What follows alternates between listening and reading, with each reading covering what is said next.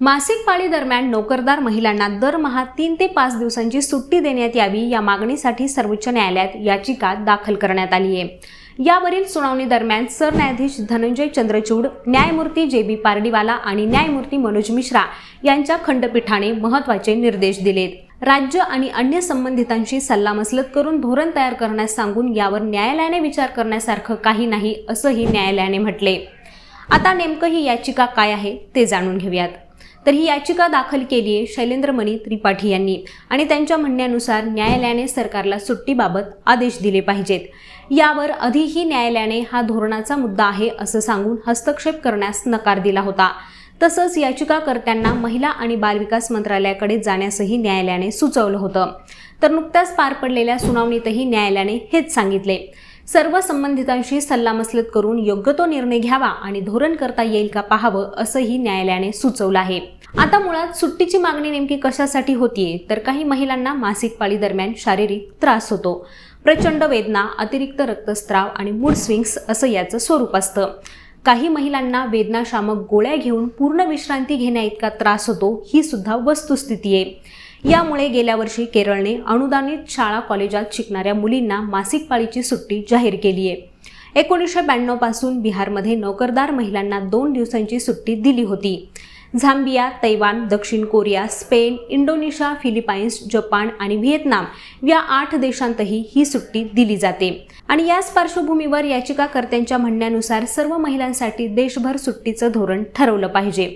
मात्र या विरोधात मत असणारे सुद्धा मोठ्या संख्येने आहेत, कारण सरसकट सगळ्याच महिलांची मासिक पाळी ही इतकी कठीण आणि वेदनादायक नसते।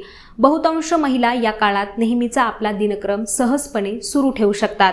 ज्यांना हा त्रास होतो त्यांना वैद्यकीय मदत उपलब्ध करून द्यावी, मागणीनुसार सुट्टी द्यावी असं यांचं मत आहे। मासिक पाळीमुळे आधीच महिलांना भेदभावाला सामोरं जावं लागतं। मासिक पाळी अपवित्र ठरवल्याने गैरसमज आणि अंधश्रद्धा याचा भारतीय समाजावरती प्रचंड पगडा आहे। अशातच वेगळी रजा दिल्यामुळे हा भेदभाव वाढू शकतो। सुट्टी देण्याबाबत निर्णय दिला तर महिलांसाठी तो बाधक ठरू शकतो, त्यांना नोकऱ्या आणि रोजगार देण्यास टाळाटाळ करू शकतात। ही सुद्धा सर्वोच्च न्यायालयाने व्यक्त केलेली चिंता अनाठायी नाहीये। प्रसूती आणि बालसंगोपन यासाठी महिला सुट्ट्या घेत असल्याचा बाऊ करून खाजगी क्षेत्रात नियुक्ती आणि बढती यात भेदभाव केला जातो। आता त्यात मासिक पाळीची सुट्टी दिली तर हा भेदभाव आणखी वाढू शकतो।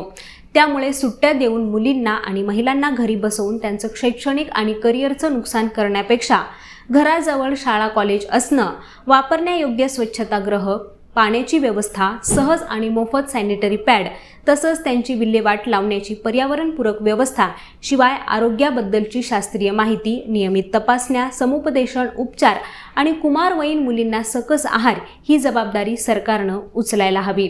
स्वच्छता उत्पादनांच्या वितरणाबाबतचं धोरण अंतिम टप्प्यात आहे असं सरकारनं न्यायालयात सांगितले, ते सुद्धा प्रत्यक्षात यायला हवं।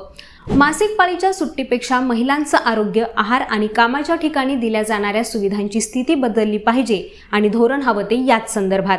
तसंही न्यायालयात चर्चा झाली आहे ती नोकरी करणाऱ्या महिला आणि शाळकरी मुलींची। घरकाम करणाऱ्या शेतमजूर आणि कष्टकरी महिलांच्या मासिक पाळीचं काय, हा प्रश्न मात्र अनुत्तरितच राहतो। आता मंडळी, याबद्दल तुमच्या काय प्रतिक्रिया आहेत त्या आम्हाला कॉमेंट करून नक्की सांगा। तसंच यांसारख्याच विषयांबद्दलची माहिती जाणून घेण्यासाठी लेट्स अप मराठीला सर्वच सोशल मीडिया हँडलवरती फॉलो करायला विसरू नका आणि पाहत रहा लेट्स अप मराठी।